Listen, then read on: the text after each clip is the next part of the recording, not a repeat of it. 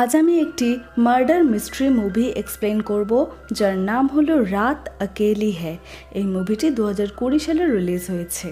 মুভির শুরুতেই আমরা দেখতে পাই রাতের অন্ধকারে কোনো এক সুনসান এলাকায় একটি ট্রাক একটি গাড়িকে ধাক্কা মারে, যার ফলে গাড়িতে থাকা একজন মহিলা ও গাড়ির ড্রাইভার অনেক আহত হয়।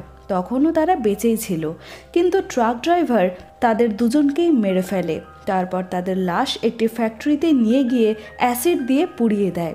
এরপর লাশ দুটিকে মাটিতে পোতার সময় ভুলবশত সেই অ্যাসিড ট্রাক ড্রাইভারের হাতে পড়ে যায়, ফলে সে যন্ত্রণায় সেখান থেকে ছুটে একটি নদীর জলে হাত ডুবিয়ে রাখে। এরপর 5 বছর পরের কাহিনী দেখানো হয়। এখানে আমরা পুলিশ ইন্সপেক্টর জটিল যাদবকে দেখতে পাই। তার মা তার বিয়ে নিয়ে খুবই চিন্তিত ছিল। তার গায়ের রং একটু শ্যামলা হওয়ার কারণে প্রতিটা মেয়ে তাকে রিজেক্ট করে দেয়। তাই জটিল সর্বদা ফেয়ার অ্যান্ড লাভলি ক্রিম লাগাতো ফর্সা হবার জন্য। যাই হোক, একদিন জটিলের কাছে খবর আসে একজন অনেক ধনী ব্যক্তি, যার নাম রঘুবীর, তার মৃত্যু হয়েছে। তাই তার তদন্ত করতে তাকেই বলা হয়। আজ রঘুবীরের দ্বিতীয় বিয়ে হয়েছিল, কিন্তু কেউ তাকে খুন করেছে। রঘুবীরের ভাতিজা বিক্রম সবার প্রথম তার লাশ দেখেছে। জটিল থেকে জিজ্ঞাসাবাদ করলে সে বলে সে তার হবু স্ত্রীকে তার বাড়িতে ছাড়তে গিয়েছিল 9:30 নাগাদ। তারপর 11:30 বাজে সে ফিরে আসে। তারপর কয়েকজনের মন্দিরে যাওয়ার ছিল, তাই সে তাদের মন্দিরে নিয়ে যায়।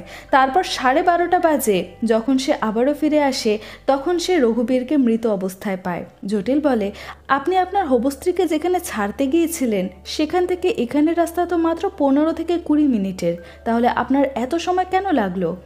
তখন তাদের মাঝে রঘুবীরের শালাবাবু রমেশ বলে, বাড়িতে বিয়ে চলছিল, তাই হয়তো দেরি হয়ে গিয়েছিল।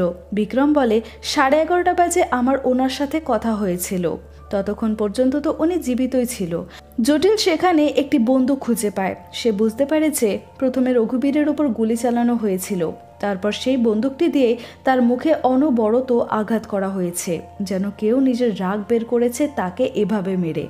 জটিল বলে, গুলি চলল, এত কিছু হলো, কেউ কিছুই শুনতে পেল না? রমেশ আবারও একই কথা বলে যে বিয়ের সময় ছিল, তাই এত আওয়াজে কোনো কিছু শোনা যায়নি। তখনই সেখানে রঘুবীরের জামাই রবি এসে চেঁচামেচি শুরু করে। সে বলে, ওই মেয়েটিকে বাইরে বার করো। রবি সেই মেয়েটির কথাই বলছিল যার সাথে রঘুবীরের বিয়ে হয়েছিল, তার নাম রাধা। জটিল রাধার সাথে দেখা করে এবং তাকে প্রশ্ন করে যে আপনি কোথায় থাকেন, আর আপনার পরিবার থেকে আপনার বিয়েতে কেউ আসেনি কেন? তখন বাড়ির চাকরানি চুন্নি বলে, ওনার কেউ নেই, উনি অনাথ। জটিল বলে, আপনি আগে রঘুবীরের দেখাশোনা করতেন, আর এখন আপনি এই বাড়ির মালকিন হয়ে গিয়েছেন, তাই আপনাকে এই বাড়ির কেউ পছন্দ করে না। এবার 5 বছর আগের ঘটনা দেখানো হয়। সেখানে আমরা দেখতে পাই জটিল ট্রেনে করে কোথাও যাচ্ছিল। তখনই সে দেখতে পায় একটি মেয়ে ট্রেন থেকে ঝাঁপ দেবার চেষ্টা করছে।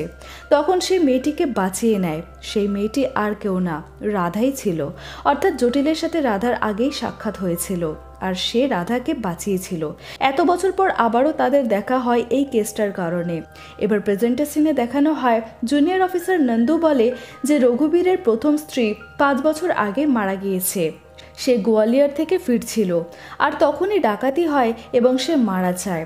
তারপরে রঘুবীর কোথাও থেকে রাধাকে তুলে নিয়ে আসে। সে কোথা থেকে এসেছে কেউ জানে না। এমএলএ মুন্না রাজা রঘুবীরের ঘনিষ্ঠ বন্ধু হয়। রঘুবীরের ছেলে কারণ একবার ড্রাগসের মামলায় ধরা পড়েছিল। রঘুবীর নিজে থানায় এসে তাকে ছাড়িয়ে নিয়ে যায়। তাদের পরিবারে আরও লোক রয়েছে। রঘুবীরের মেয়ে করুণা, রবি তারই স্বামী ছিল। রঘুবীরের ভাইয়ের বউ প্রমীলা, তার মেয়ের নাম বসুধা এবং ছেলের নাম বিক্রম। জটিল এবার প্রমাণের সন্ধানে খুনের ঘরটিতে যায়। সেখানে সে একটি অশ্লীল ম্যাগাজিন দেখতে পায়, যার মধ্যে কোনো একটা মেয়ের ঠোঁটের ছবি ছিল। বিছানার নিচে সে একটা মুক্তও খুঁজে পায়। জটিল তদন্ত করছিল এমন সময় বাইরে থেকে বন্দুক চলার শব্দ আসে। করণ রাধাকে গালাগালি দিয়ে তার বিড়ালকে মারার চেষ্টা করছিল। তখন জটিল তাকে টেনে এক থাপ্পড় মারে। এটা দেখে রবি মুন্না রাজাকে কল করে জটিলের ব্যাপারে নালিশ জানায়। অন্যদিকে জটিল রাধাকে জিজ্ঞাসা করে, তুমি এখানে কিভাবে আসলে? রাধা বলে, আমার মা মারা গেলে আমার বাবা আমাকে বিক্রি করে দেয়। জটিল বলে, তুমি যদি ওকে খুন করে থাকো বা কাউকে দিয়ে খুন করিয়ে থাকো, তাহলে তুমি আমাকে বলে দাও। অথবা তোমার যদি কারোর ওপর সন্দেহ হয় তাহলে সেটাও আমাকে জানাও। রাধা বলে, আমার জীবন তো এমনিতেই খারাপ হয়ে গিয়েছে, ওনাকে মেরে আরও খারাপ কেন করব? আর আমার সন্দেহ সবার ওপরই, কারণ ওনার কারোর প্রতি মোহ ছিল না। জটিল বলে, তোমাকে তো উনি মালকিন বানিয়ে দিয়ে গিয়েছে, তাহলে তোমার প্রতি একটু তো মোহ ছিলই। রাধা তখন জটিলকে তার পিঠ দেখায়, যার মধ্যে ক্ষত চিহ্ন ছিল।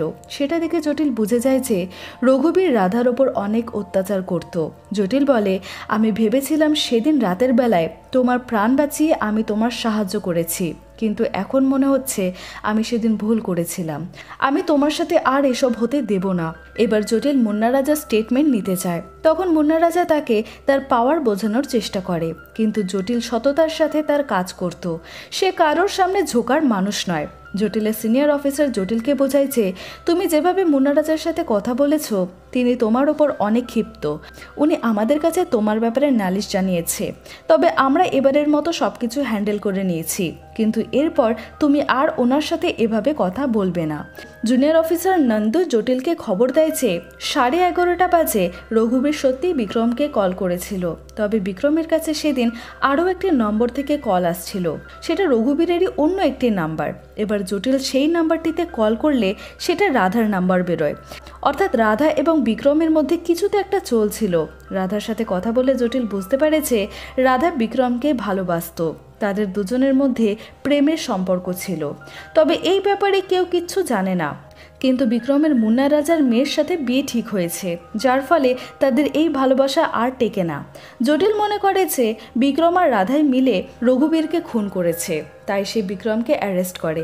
জটিল বিক্রমকে বলে, তোমরা যখন একই বাড়িতে ছিলে তাহলে রাধা তোমাকে এতবার কল কেন করেছে? বিক্রম বলে, রাধা ভাবছিল যে আমি ওকে মণ্ডপ থেকে তুলে নিয়ে পালাবো, আমি যাইনি, ও নিজে এসেছিল আমার কাছে, কারণ ওই বাড়িতে ওর দম বন্ধ হয়ে আসতো। জটিল বলে, তোমার উপস্থিতিতেই ওর সাথে এত অত্যাচার হয়েছে, তাও তুমি ওকে বাঁচানোর পরিবর্তে ওকেই বলির বকরা বানালে। জটিল ভাবছিল হয়তো রঘুবীর তাদের সম্পর্কের ব্যাপারে জানতে পেরে গিয়েছিল, তাই বিক্রম তাকে খুন করেছে, কিন্তু এ ব্যাপারে তার কাছে কোনো প্রমাণ ছিল না। জটিল রাধাকে অ্যারেস্ট করেনি কারণ সবাই তাকে অপছন্দ করত। তাকে যদি জেলে নেওয়া হয় তাহলে কেউ তাকে ছাড়াতে আসবে না, আর কয়েকজন তো এটাই ভাবছিল যে রাধারই জেল হয়ে যাওয়া উচিত। রঘুবীর বিক্রমকে কল করেছিল, কিন্তু রঘুবীরের ফোনে কোনো ফিঙ্গারপ্রিন্ট পাওয়া যায়নি, আর এই ব্যাপারটাই জটিলের কাছে সন্দেহজনক মনে হয়। যখন ফোন করা হয়েছে তাহলে আঙ্গুলের ছাপ তো থাকা উচিত। বিয়ে চলাকালীন ভিডিও করা হয়েছিল, সেটা দেখেই জটিল জানতে পারে যে চুন্নি খুন হবার সময় রঘুবীরের ঘরে ল্যাম্প নিয়ে যায়, কারণ তখন ইলেকট্রিসিটি চলে গিয়েছিল। জটিল চুন্নিকে জিজ্ঞাসাবাদ করলে চুন্নি বলে সে যদি কিছু বলে তাহলে তারা তাকে মেরে ফেলবে। জটিলের সমস্ত হিসেব অনুযায়ী চুন্নি যখন ল্যাম্প নিয়ে রঘুবীরের ঘরে যায় তখন সে তাকে মৃত অবস্থায় দেখতে পায়, আর সেখানে আরও কেউ ছিল। সে যখন নিচে আসছিল তখন সিঁড়িতে তার হাত থেকে ল্যাম্প পড়ে যায়। চুন্নি বলে, এরা তো আমার বাবাকেও মেরে ফেলেছে।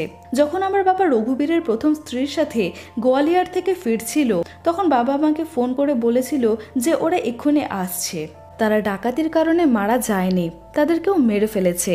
বড় বড় লোকেরা আমার বাবার কেসটাই বন্ধ করে দিয়েছে, তাই আমরা জানতে পারিনি যে কি হয়েছিল। আমার দাদি এই কারণে পাগল হয়ে গিয়েছে। জটিল এবার তার বাবা রামবিনের কেস ফাইল পড়ে, তখন সে জানতে পারে যেই গাড়িতে তারা আসছিল হুবহু সেরকমই একটি গাড়ির রিপোর্ট আকবরপুর থানায় করা হয়েছে। যেই ডাকাতিটা হয়েছিল তাতে গাড়িও পাওয়া যায়নি আর লাশও পাওয়া যায়নি। এখানে জটিলের সন্দেহ হয় যে ওই কেসটি এবং এই কেসটির কোনো না কোনো সম্পর্ক তো ঠিকই আছে। জটিল আকবরপুর থানায় যায় এবং সেখানে সে কেস জড়িত জিনিসপত্রগুলির মধ্যে ট্রাকের কিছু অংশ পায়, যার মধ্যে একটি লোগো ছিল, আর সেই লোগোটা একটি চামড়ার ফ্যাক্টরির ছিল, সুতরাং ট্রাকটাও সেখানেরই হবে। তাই সে ফ্যাক্টরির মালিকের সন্ধানে সেখানে চলে যায়। সে একজন কসাইয়ের ব্যাপারে জানতে পারে যে কিনা এই ফ্যাক্টরিটাকে চালাতো একজন এমএলএর জন্য। এটা সেই লোকটাই ছিল যাকে আমরা মুভির শুরুতে খুন করতে দেখেছিলাম, তার হাতও অ্যাসিডে পোড়া ছিল। সেই ফ্যাক্টরিটা আসলে এমএলএ মুন্না রাজার ছিল, আর কসাইটা তার জন্যই কাজ করত। জটিল বুঝতে পারে যে রঘুবীরের প্রথম বউকে মারার পেছনে মুন্না রাজারই হাত রয়েছে। মুন্না রাজা জুনিয়র অফিসার ও সিনিয়র অফিসার সকলের একই মন্তব্য ছিল যে রাধাই আসল খুনি, কিন্তু জটিল বুঝতে পারছিল যে সত্যিটা একদমই আলাদা। পরের দিন আবার চুন্নির মৃতদেহ পাওয়া যায়। কেউ তাকে গলা টিপে মেরেছে। চুন্নি ভয় পেত যে সে যদি জটিলের সঙ্গ দেয় তাহলে সে মারা যাবে, আর ঠিক এমনটাই হয়। জটিল বুঝে গিয়েছিল যে এই কাজটা মুন্না রাজাই করিয়েছে ওই কসাইকে দিয়ে। এই সময় নন্দু জটিলের সাথে ঝগড়া করা শুরু করে যে আপনি রাধাকে কেন অ্যারেস্ট করছেন না। সে জটিলকে বলে আপনি ওর নেশায় পড়ে গিয়েছেন, তাই ওকে বাঁচাচ্ছেন। এই কথা নিয়ে তাদের মধ্যে অনেক মতবিরোধ হয়। এরপর আবার জটিলের ওপর অ্যাটাক করা হয়, কিন্তু সে কোনোভাবে বেঁচে যায়, তবে তার সামান্য চোট লাগে। জটিল বুঝতে পারছিল যে এবার রাধাকেই এই সব কিছুর জন্য দোষী বলে অ্যারেস্ট করা হবে, তাই রাধাকে কেউ অ্যারেস্ট করার আগে জটিল নিজেই তাকে নিয়ে পালিয়ে যায়। ট্রেনে করে যাবার সময় কসাই তাদেরকে মারতে চলে আসে, কিন্তু তারা দুজনে তাকে ট্রেন থেকে নিচে ফেলে দেয়। রাধা এবার জটিলকে রঘুবীরের গোয়ালিয়রের ফার্ম হাউসে নিয়ে যায় লুকোনোর জন্য। সে জটিলকে বলে রঘুবীর আমাকে এখানেই রাখতো, আর ওরা কেউ এই জায়গাটার ব্যাপারে জানে না। রাধাকে সকল খারাপ লোকেদের থেকে বাঁচাতে বাঁচাতে জটিল তাকে ভালোবেসে ফেলেছিল। অন্যদিকে অফিসার নন্দু ফরেন্সিক ডক্টরদের থেকে জানতে পারে যে চুন্নির নখের মধ্যে খুনির ডেড স্কিনের অংশ পাওয়া গিয়েছে। নন্দু তার সিনিয়র অফিসারদের সাথে দেখা করতে যায়, যেখানে মুন্না রাজা তার লোকেদের সাথে এসেছিল। তাদের সাথে সেই কসাইটিও ছিল। ট্রেন থেকে পড়ে যাবার পরও সেই লোকটা বেঁচে ছিল।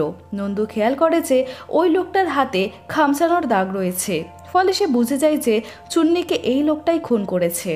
এদিকে জটিল রাধার ব্যাগে একটি ওড়না খুঁজে পায়, যার মধ্যে ঠিক সেরকমই মুক্ত বসানো ছিল, ঠিক যেরকমটা সে রঘুবীরের ঘরে পেয়েছিল। এটা দেখে তার আবারও মনে হয় যে খুন রাধা আর বিক্রমই করেছে। সে বেকারই তাকে বাঁচাচ্ছে। এবার জটিল রাধার ওপর রেগে তাকে জিজ্ঞাসাবাদ করলে রাধা বলে আমি ভেবেছিলাম বিক্রমের হয়তো সাহস নেই আমাকে নিয়ে পালানোর, কিন্তু পরে বুঝতে পারি ওর কোনো ইচ্ছাই নেই আমার সঙ্গ দেবার। বিক্রম তার হবু স্ত্রীকে বাড়িতে দিয়ে আসতে গিয়েছিল।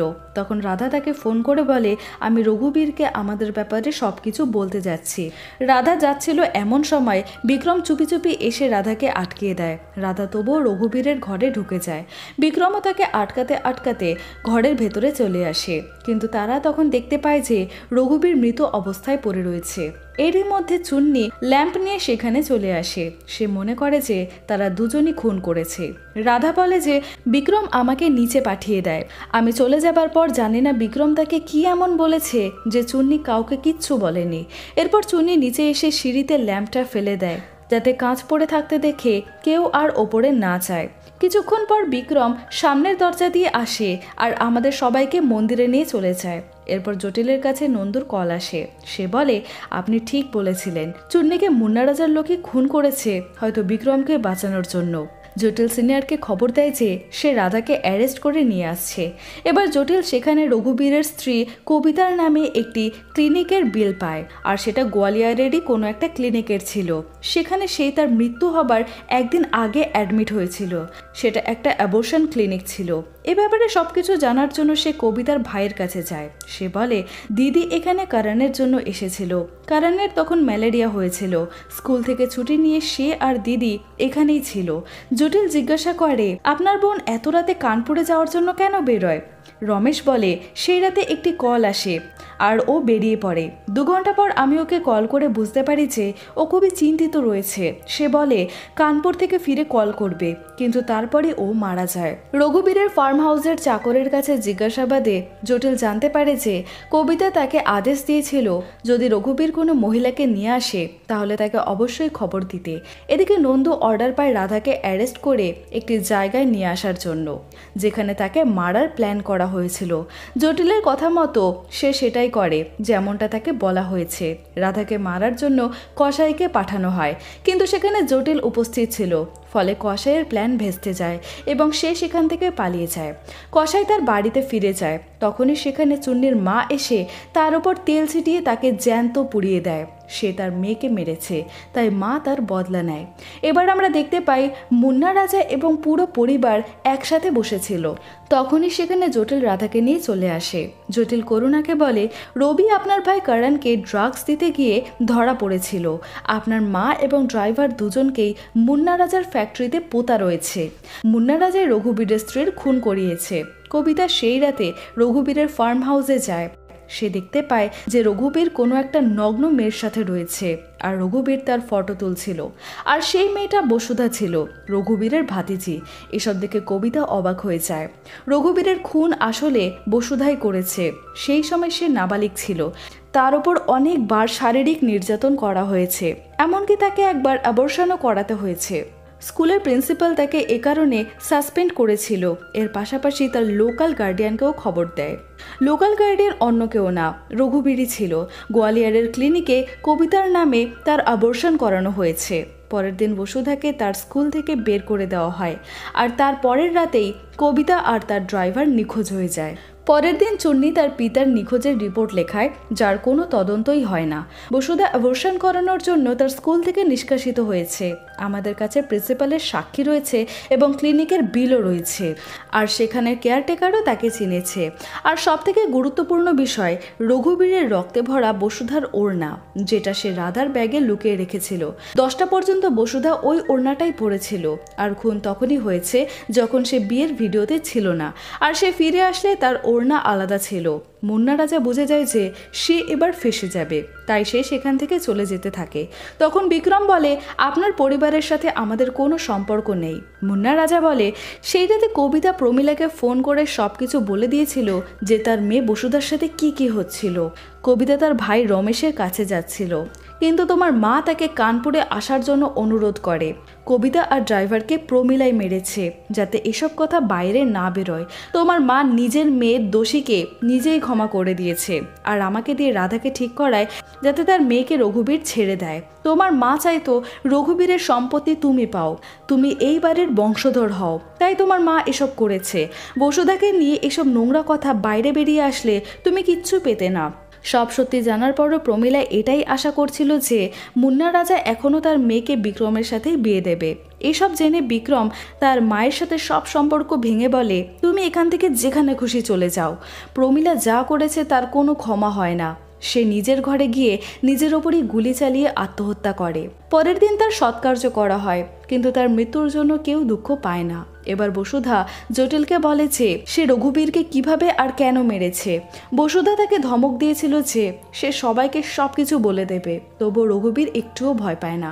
বরং রঘুবীর তাকে বলে, তোর যদি একটু লজ্জা থাকে তাহলে তুই কোথাও গিয়ে ডুবে মর। এই কথায় বসুধা অনেক রেগে যায়, আর এই রাগের বশে সে রঘুবীরের ওপর গুলি চালায়।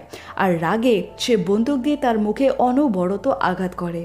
আর এটাই তো স্বাভাবিক ছিল, কারণ এত বছর ধরে তার এই শয়তানের প্রতি অনেক রাগ জমেছিল।